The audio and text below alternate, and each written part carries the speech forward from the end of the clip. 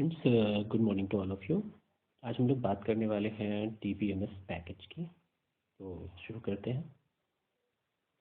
Database management system या DBMS। DBMS package में data का क्या पार्ट होता है या रोल होता है, इसके बारे में हम थोड़ा सा बात करते हैं। Data is a collection of information.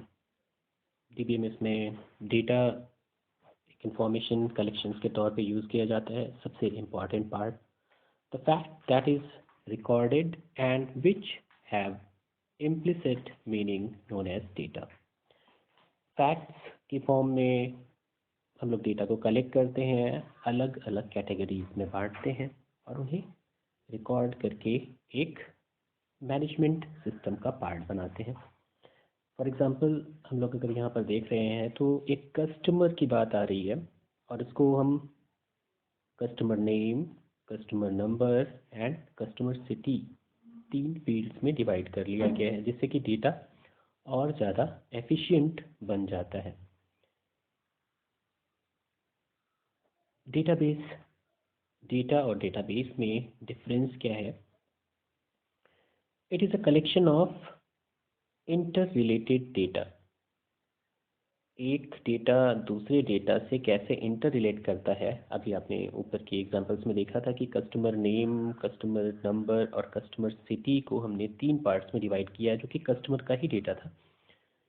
तो database is a inter related data. ये सारे के सारे डेटा एक दूसरे से रिलेट करते हैं, कस्टमर के डेटा है। This can be stored in a form of table. इसे टेबल की फॉर्म में अगर अरेंज कर दिया जाए तो इनको ढूंढना और आसान हो जाता है, तो यहाँ पर टेबल की फॉर्म में इसे अरेंज कर दिया गया है। A database can be of any size and varying complexity. Database की साइज़ को लिमिट नहीं किया जा सकता है, और अगर कॉम्प्लेक्सिटी बढ़ती है, अगर हम डेटा की फील्ड्स को बढ़ाते जाएं तो कॉम्प्लेक्सिटी बढ़ती जाती है, लेकिन डेटा को ढूंढना आसान हो जाता है, डेटा तक पहुंचना बहुत आसान हो जाता है। A database may be generated and manipulated manually or it may be computerized। जो डेटाबेस होता है उसे हम मैनुअली भी जनरेट कर सकते हैं या मैनिपुलेट चेंजेस भी कर सकते हैं उसमें, but it may be computerised. ज़्यादातर काम हम, अगर हम डेटा को ढूंढना पड़े तो हमें कंप्यूटराइज्ड डेटा ज़्यादा अच्छा होता है, अवेलेबल होता है, और उस बेस पर हम लोग डेटाबेस आजकल बनाते हैं। Customer database consist of fields, जिन्हें हमने अभी पहले भी बताया था, और उसको अब टेबल की फॉर्म में बना देते हैं तो फिर डेटाबेस एक तैयार हो जाता है। डेटाबेस सिस्टम, अब डेटा फिर database and now system. What is a system which helps to collect the data? It is computerized systems which overall purpose is to maintain the information and to make that the information is available on demand। ये last का जो point है इसको ध्यान से देखिएगा। Information is available on demand. Computer से data को कनेक्ट करने में आसानी होती है। हम एक डेटाबेस में, जो कि कई सारे कंप्यूटर्स में एक साथ वर्क कर रहा है, वहाँ से डेटा को कलेक्ट करना आसान होता है।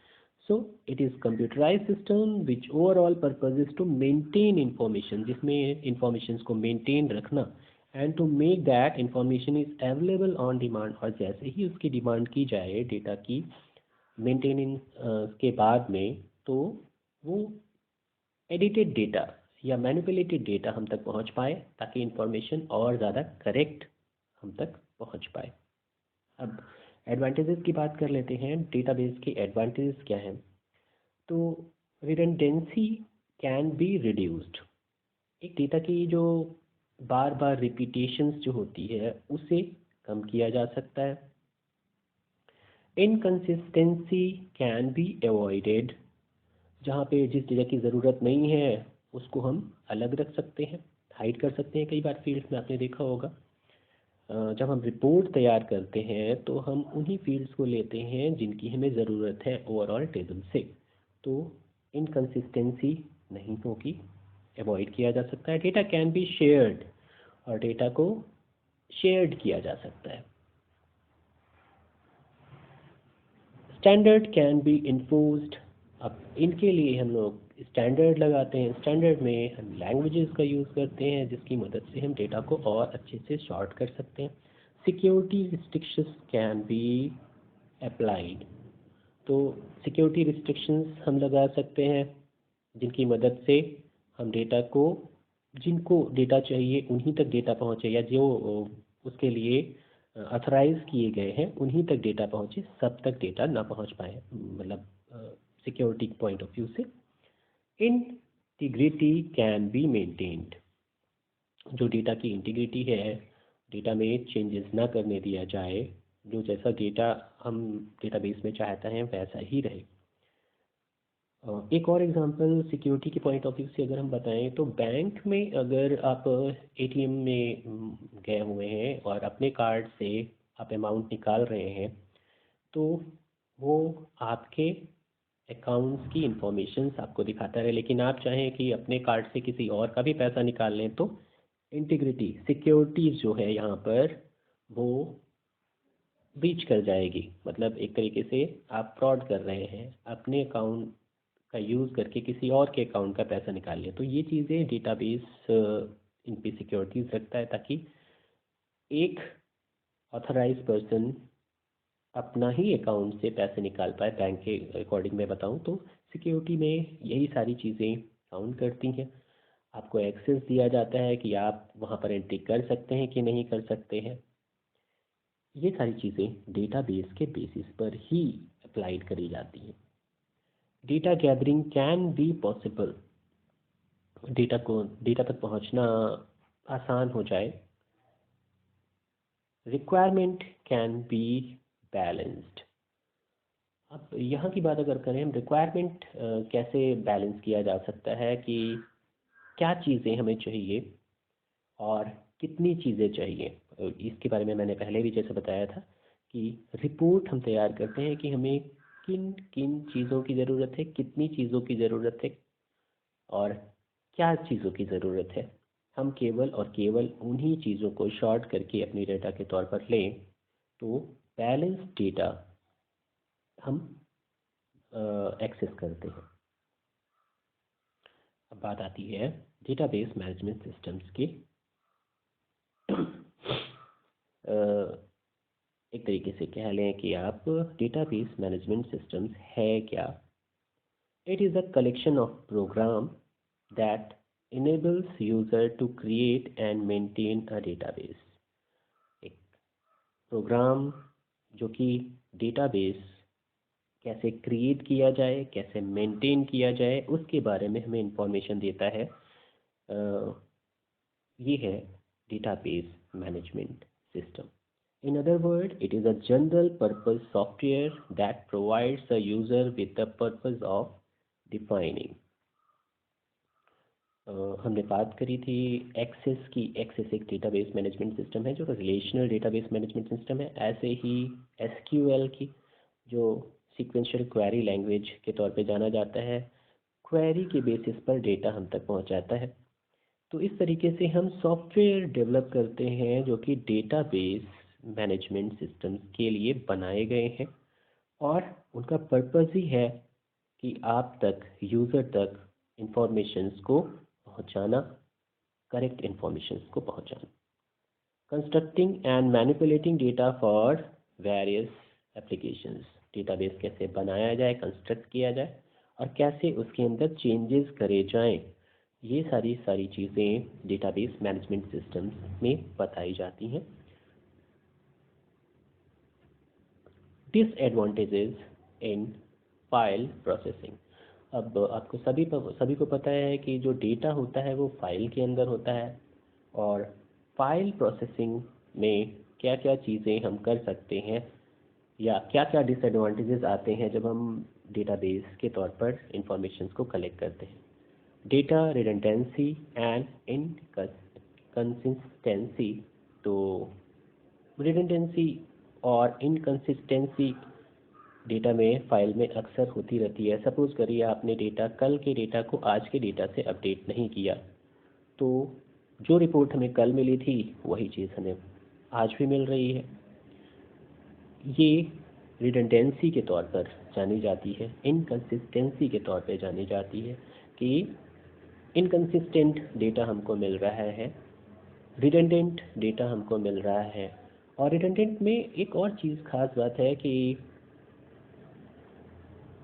एक डेटा जो हमें बार बार नहीं मिलना चाहिए उसे छांट कर जब हम डेटा को निकालते हैं तो रिडंडेंट डेटा की बात होती है। डिफ़िकल्ट इन एक्सेसिंग डेटा, कभी कभी प्रॉब्लम्स ये आती है कि हम सही से क्वेरी नहीं कर पाते और जो डेटा हमें चाहिए वो डेटा हम तक नहीं पहुंच पाता, डिफ़िकल्टी होती है उसमें, उस डेटा तक पहुंचने में। तो डेटा आइसोलेशंस, कुछ डेटा ऐसा होता है जिसकी हमें कभी ज़रूरत ही नहीं होती है और आइसोलेट के तौर पर वो कहीं पे पड़ा रहता है और वो एक मेमोरी कंज्यूम करता रहता है। डेटा इंटीग्रिटी, इसके बारे में हम बात पहले ही कर चुके हैं। Concurrent access is not possible and security problems. Concurrent access, जो सपोज करिए कि एक अकाउंट होल्डर जिसकी डेथ हो गई और उसके रिकॉर्ड्स को ब्लॉक कर दिया जाता है और हम चाहते हैं कि उसके अकाउंट को दोबारा से शुरू किया जाए, उसके प्रोसेस को कैसे करना है। तो कंकरेंट एक्सेस, उस समय उस डेटा को एक्सेस हम नहीं कर पाते क्योंकि ब्लॉक कर दिया जाता है। सपोज आपका एक सिम कार्ड खो गया है या फ़ोन खो गया है और आप चाहते हैं कि आपके अकाउंट्स को या उसमें जो आपका बैंक अकाउंट और दूसरी चीज़ें थी जिनके थ्रू कोई भी एक्सेस करके आपके अमाउंट्स को डायरेक्ट कर सकता था, तो आप कंप्लेन करते हैं और सिक्योरिटी पॉइंट ऑफ व्यू से उस एक्सेस को ब्लॉक कर दिया जाता है। ये सारी चीज़ें तब पॉसिबल होती हैं जब आपके पास एक डेटाबेस हो, डेटाबेस के बेसिस पर हम ये चीज़ें इजीली अवेलेबल होती हैं, आप इनको कर सकते हो अपने एंड से भी और सिस्टम सर्वर एंड से भी। सिक्योरिटी प्रॉब्लम्स, यही सिक्योरिटी प्रॉब्लम्स में आती हैं कि अगर आपने ऐसी चीज़ें नहीं करी तो सिक्योरिटी ब्रीच होती है और आपका डेटा लॉस होता है आपका। Advantages of DBMS। अब ये डिसएडवांटेज हमने देखी, फाइल के प्रोसेस पर क्या हो सकता है। अब हम बात करते हैं DBMS के डिसएडवांटेजेस एंड एडवांटेजेस की। तो एडवांटेज है आपके डेटा इंडिपेंडेंस, जो भी आप फील्ड में डेटा अलग अलग फील्ड के अकॉर्डिंग रखते हैं वो इंडिपेंडेंट डेटा होता है। एफिशिएंट डेटा एक्सेस, किसी भी डेटा को इजीली एक्सेस किया जा सकता है on the basis of field. Data integrity and security, ये भी बनी रहती है। डेटा एडमिनिस्ट्रेशंस, अब एडमिनिस्ट्रेशंस की बात अगर करें तो उन डेटा को कैसे अरेंज किया जाए, किस फील्ड के बेसिस पर अरेंज किया जाए, प्राइमरी फील्ड कौन सी बनाई जाए, क्वेरी कैसे करी जाए, ये सारा का सारा वर्क डेटा एडमिनिस्ट्रेशंस का होता है। Concurrent access and crash recovery.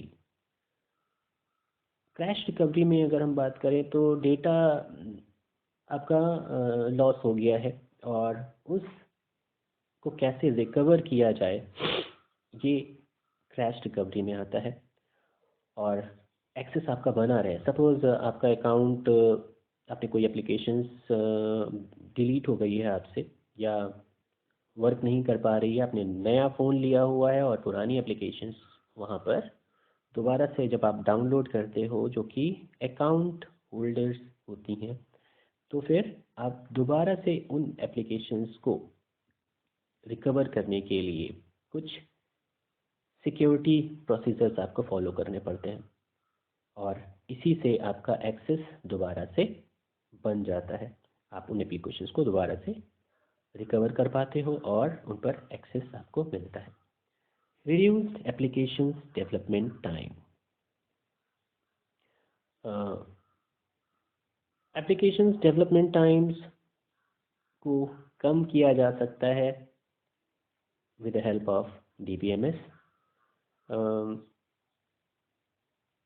Development में हम क्या कहते हैं कि सपोज़ करो एक एप्लीकेशन जो कि चल रही थी, पहले से एप्लीकेबल थी किसी बैंक में, किसी ऑफिस में, और उसका एक अपग्रेड वर्जन आया हुआ है, और चूँकि वहाँ पर वर्क लगातार बना हुआ है, तो हम उस एप्लीकेशंस को जल्दी से अगर रिकवर कर लें तो हमारा कोई भी लॉस नहीं होता है, कस्टमर को कोई प्रॉब्लम नहीं होती है। तो अगर ऐसी एप्लीकेशंस जो कि रिड्यूस एप्लीकेशन डेवलपमेंट, जिसमें डेवलपमेंट में बहुत कम समय लगे, जिसको अपग्रेड करने में बहुत कम समय लगे और जिससे कि परेशानियां ना हो, तो ये चीज़ें DBMS के तौर पर हम लोग कर सकते हैं, रिड्यूस एप्लीकेशन डेवलपमेंट टाइम। अब कौन कौन सी एप्लीकेशंस हम लोग यूज़ करते हैं उनके बारे में बात कर लेते हैं। तो डेटाबेस एप्लीकेशंस में बैंकिंग के ट्रांजैक्शंस के बारे में बात हो रही है। एयरलाइंस में अगर हम रिजर्वेशन एंड शेड्यूल्स, उसके फ़्लाइट्स के शेड्यूल्स क्या है उनके बारे में बात हो रही।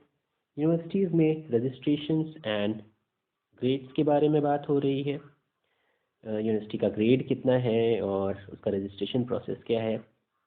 सेल्स, जिसमें कि हम बैंक अकाउंट में अगर हम कहें कस्टमर्स यो या दूसरी ऑफिसेज में, या आप मॉल्स की बात कर लें, वहाँ पे जो सेल एंड परचेजिंग हो रही है, उनमें कस्टमर्स, प्रोडक्ट और परचेज जो हो रहा है, ये इसके रिकॉर्ड के बारे में, तो वहाँ का database.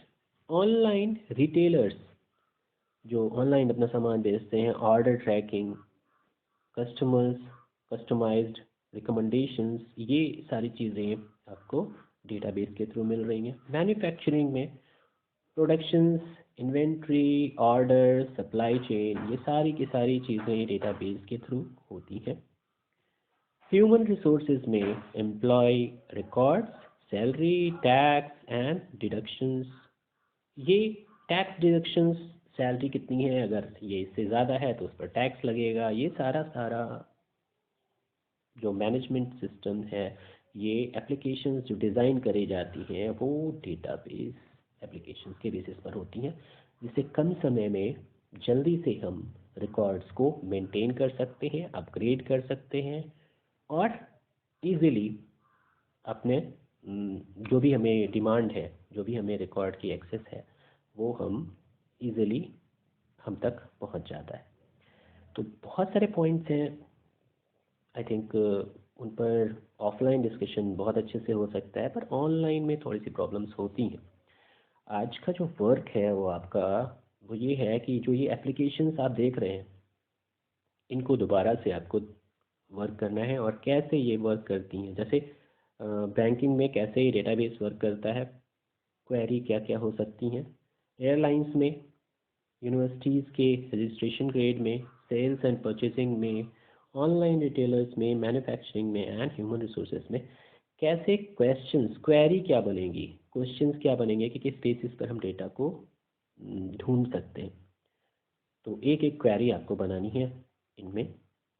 Okay, have a nice day, thank you.